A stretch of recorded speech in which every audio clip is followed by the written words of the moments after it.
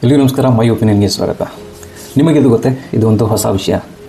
ನಿಮಗೆಲ್ಲ ಗೊತ್ತಿರೋ ಹಾಗೆ ಓಲಾ, ಊಬರ್, ರ್ಯಾಪಿಡೋ ಈ 3 ಟ್ಯಾಕ್ಸಿಗಳು, ಅದರ ಜೊತೆಗೆ ಬೆಂಗಳೂರಲ್ಲಿ ನಮ್ಮ ಯಾತ್ರಿ ಅನ್ನೋ ಕ್ಯಾಬ್ ಸರ್ವಿಸ್ ಕೂಡ ಇದೆ.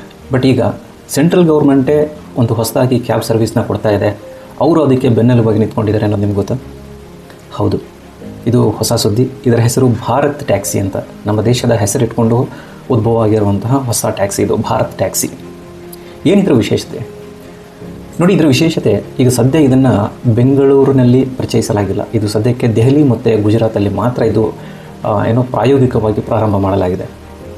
ಆಲ್ರೆಡಿ 5 ಲಕ್ಷಕ್ಕಿಂತ ಹೆಚ್ಚು ಡ್ರೈವರ್ಗಳು ರಿಜಿಸ್ಟರ್ ಆಗಿದ್ದಾರೆ. ಸುಮಾರು 10,000ಕ್ಕಿಂತ ಹೆಚ್ಚು ರೈಡ್ಗಳನ್ನು ಡೈಲಿ ಅವರು ಮಾಡ್ತಾಯಿದ್ದಾರೆ. ಬಟ್ ಇದರಲ್ಲಿ ವಿಶೇಷ ಏನು ಅಂದರೆ, ಓಲಾ, ಊಬರ್, ರ್ಯಾಪಿಡೋದಲ್ಲಿ ಯಾವ ರೀತಿ ಕಮಿಷನ್ ಹಾವಳಿ ಇದೆ, ಕಮಿಷನ್ ದಂಧೆ ಇದೆ.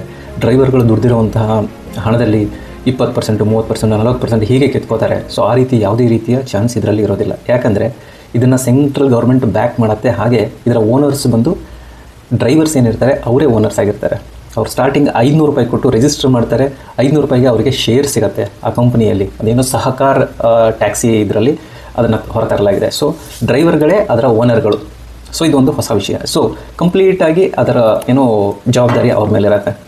ಸೊ ಅದನ್ನು ರನ್ ಮಾಡೋದಕ್ಕೆ ಬೇಕಲ್ವಾ ದುಡ್ಡು. ಸೊ ಅದಕ್ಕೋಸ್ಕರ ಭಾರತ್ ಟ್ಯಾಕ್ಸಿ ಏನು ಮಾಡುತ್ತೆ ಅಂದರೆ, ಪ್ರತಿದಿನಕ್ಕೆ ಬರೀ 30 ರೂಪಾಯಿ ಮಾತ್ರ ಕಲೆಕ್ಟ್ ಮಾಡುತ್ತೆ ಡ್ರೈವರ್ಗಳಿಂದ.